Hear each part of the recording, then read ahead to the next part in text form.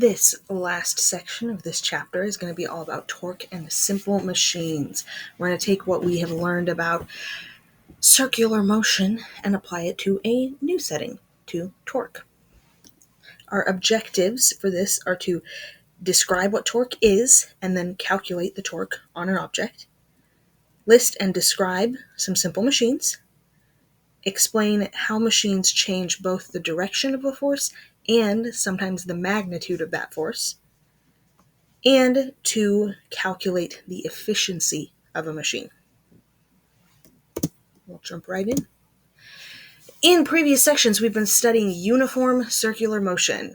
You'll remember that that is defined as objects moving in a circular path with constant speed, so that the only acceleration they experience is due to their change in direction. And we've covered how that is directed towards the center of the circle. And because that acceleration is directed towards the center of the circle, so is the centripetal force. In this section, we're going to learn about a related type of motion that's not identical, but is similar: rotational motion.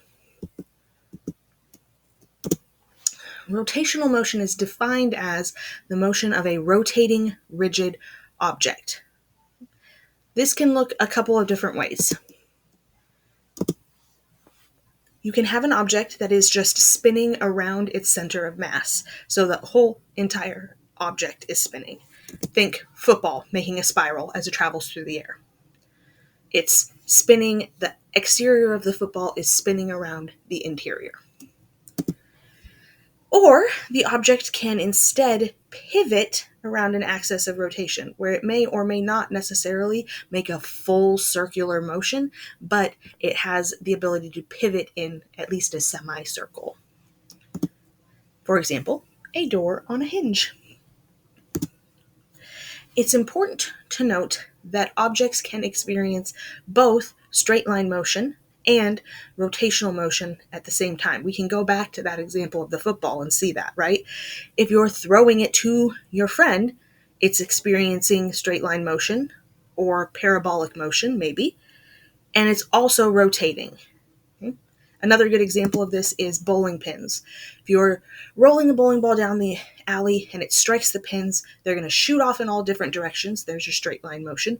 But oftentimes, they're going to flip around themselves a bit and rotate. That's rotational motion. The most important piece to understand is that rotational motion and straight line motion are independent of each other. So when we analyze them on objects, we can analyze them totally separately. Just like all motion, rotational motion requires a force. And this is where the concept of torque comes in, because we call the ability of a force to rotate an object its torque. The magnitude of torque is going to depend on two different things. First is the strength of the force. This one seems pretty obvious. The stronger the force, the more torque it should be able to produce. But there is another factor, the length of the lever arm, that is going to impact this. If you've ever sat on a teeter-totter, you understand how this works. Okay? The lever arm is the perpendicular distance from the axis of the rotation to a line drawn along the direction of the force.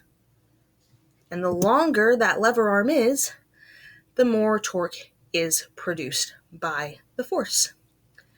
So this is exactly why when you sit farther away from the center of the teeter-totter, you are able to lift someone who perhaps has more mass than you on the other side, because you are producing more torque. So, why define it as the perpendicular distance? Okay, well, here's what we're looking at. We have here the axis of rotation, right? This right here is the axis of rotation. And then if we draw a line along the direction of the force, and we measure the perpendicular distance right here, that's the length of our lever arm. So when the force is being applied perpendicular to the axis of rotation, then this entire piece is the lever arm. But forces are not always applied perpendicular okay? Which is why we need that word perpendicular in our definition. Because forces are not always perpendicular, the length of the lever arm can be affected by the angle at which the force is applied. To illustrate this, let's look at our object. Okay, so if this is the axis of rotation and this is the force, okay, they're perpendicular to each other. So this entire length here is the lever arm. But if we start to angle this so that the force is at an angle, okay, there's our little angle. Notice how the length of the lever arm shortens with an increased angle. So the more angle there is between your axis of rotation and the force being applied, then the smaller this angle right here becomes, the smaller your lever arm is, and therefore the less torque you can apply. Which is why you can apply significantly more torque and why we have to keep adjusting our wrench often.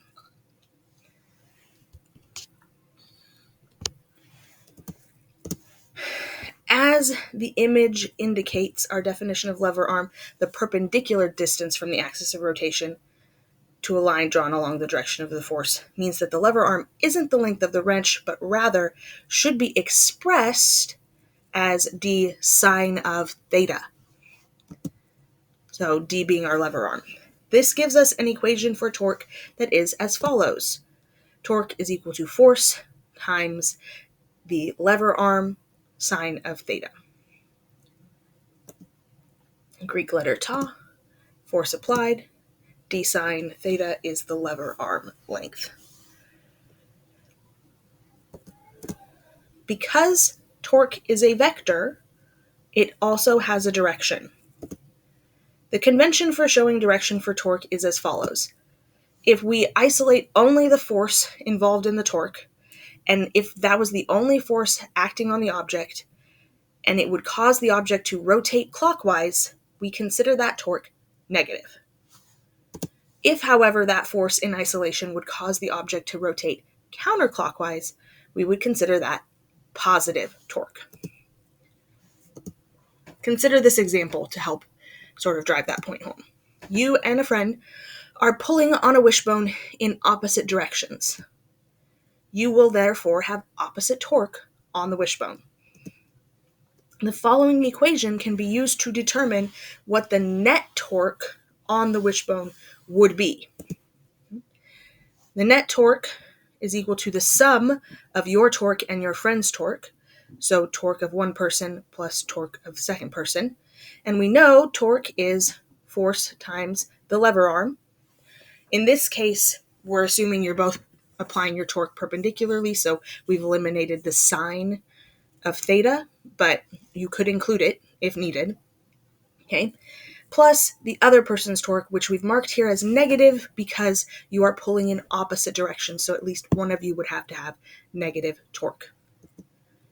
If you properly and carefully apply the sine convention, then the sine of the net torque will tell you which direction the object will rotate, if it will rotate at all. Let's work an example problem. We have a basketball at tip-off being pushed by two players.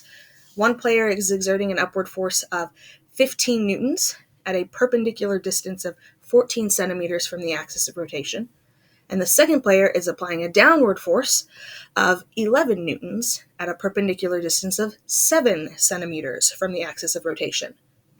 Find the net torque that is acting on the ball about its center of mass. Go ahead and try this one. Then we will come back and try it together.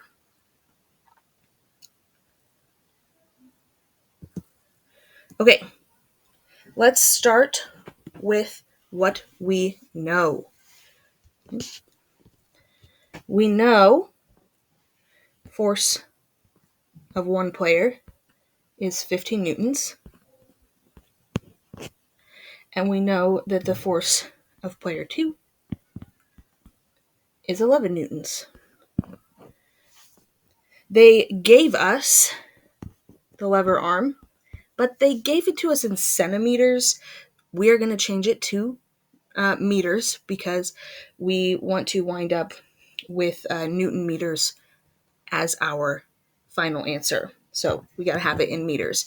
So it's very easy to convert from centimeters to meters. You just move that decimal place to the left 2 spots. So person 1 had a 0.14 meter, and person 2 had a lever arm of 0.07 meters. Okay?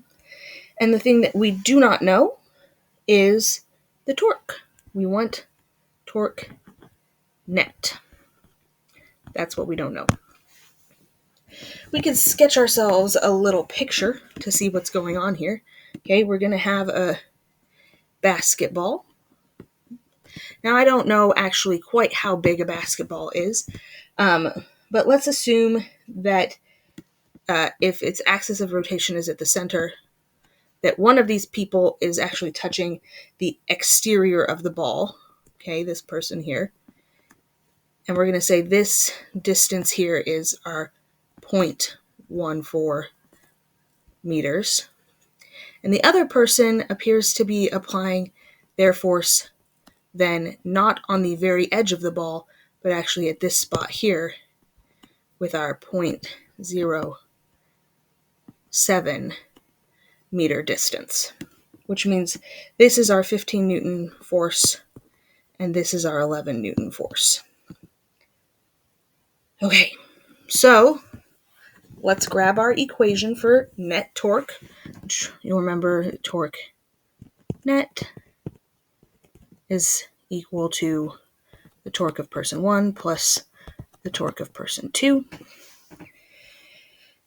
And we can go ahead and break that into force of person 1 times the lever arm plus force of person 2, which is going to be negative times the lever arm. Okay. In this case, we're going to assume the upward force is positive and the downward force is negative because that's our usual convention. And we're just going to plug numbers in. So for the first one, it would be 15 newtons times 0.14 meters, which is going to come out to our, and this is, if we're measuring, then one of these has to be,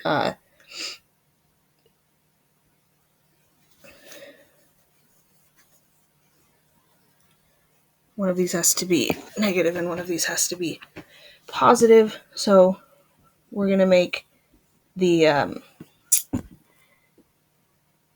sorry, I should explain myself. One of these distances has to be negative and one of these distances has to be positive. And so we're going to do the distance that is shown in ours to the left, this distance right here. We're going to make it negative, okay? And that's going to yield a negative 2.1 Newton meters. Newton times meters. Sorry if this is hard to read. That's torque of person 1. And torque of person 2. In this case, the 11 newtons is negative, though the distance itself is positive. So we still wind up with negative 0.77 Newton meters. So you may be asking yourself, why did both of these torques come out to be negative? And you have to look at what they would do to the ball in isolation. Okay, if you push down on the ball like this, the ball is going to spin clockwise. If you push up on the ball like this, the ball is going to spin clockwise. Both of them are going to cause the ball to spin in the same direction. So their torque on the ball is both negative, because clockwise is negative, counterclockwise is positive torque. So it makes sense that we wound up with two negative torques. Now we can simply add them together, and if we sum these two, what we wind up with is negative 2.9 Newton meters. And there is our net torque that we're solving for. All right.